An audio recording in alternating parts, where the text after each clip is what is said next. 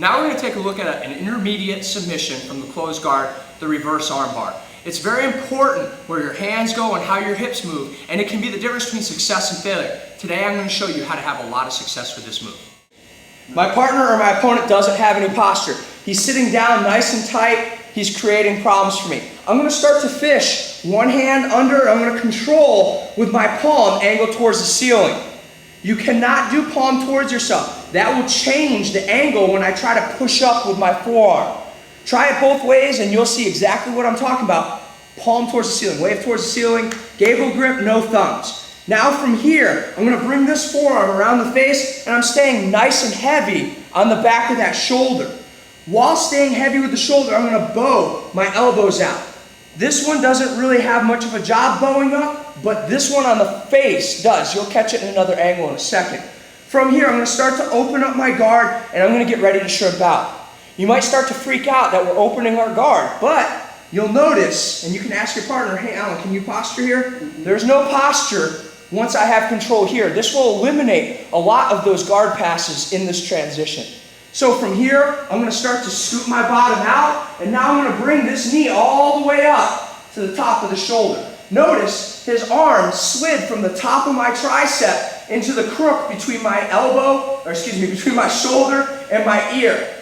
From here, we're going to hug our elbows, turn away, and hug down. I call it the I Dream of Genie position. Let's look at it again from a different angle so you can really see inside of that pocket. All right, so I've got Alan here. He doesn't have any posture. I'm reaching underneath, palm towards the ceiling, controlling. I come around, forearm to the face, I'm lifting. Look at how that's uncomfortable on him, and I'm keeping good pressure down. This is the most important right here. I'm going to open up my legs and I'm going to shrimp out, and you saw how it fell into that pocket. My knee is nice and high on the top of the shoulder. I'm turning in, and I hug both forearms. I know a lot of people have been taught, come here, gable grip, turn that elbow over.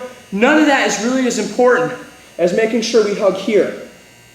The difference between success and failure is really going to be about this space underneath that shoulder. The closer I can get my knees to the outside of his shoulder, the better off I am. Really important tip right here. Notice when I hug, I'm going to turn my chest towards the floor. That's going to add a little bit of space in here. Something counterintuitive. You don't think that by adding space, we're going to add to the submission, but we are, okay? This isn't like a traditional armbar where I'm going to arch my back. That is a great way to lose that position. I want to be here. I'm going to angle my chest towards the floor, and I'm going to squeeze in nice and light.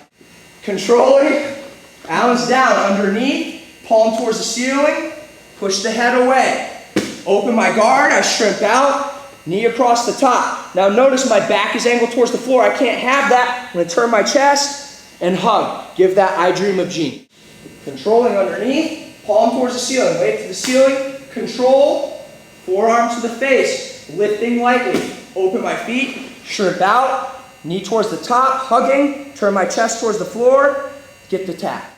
Alan has no angle. I fish underneath. You saw how I did that. Underneath, palm towards the ceiling, control. Forearm to the face, open my hips. Watch my hips move out. Out, knee over, I Dream of Genie. Turn that shoulder towards the floor, chest towards the floor, and get the tap. That spacing is really goofy. There really aren't many places in jiu-jitsu where we use spacing like that, and it's going to take a lot of reps. You'll notice that your opponent will start to turn his thumb and do a lot of crazy things, and there's ways that we can deal with that. But if you have the setup and you move your hips the right way, most of the time them turning that hand won't even be an option. We can really cut down on a lot of the defenses just by moving our hips the right way.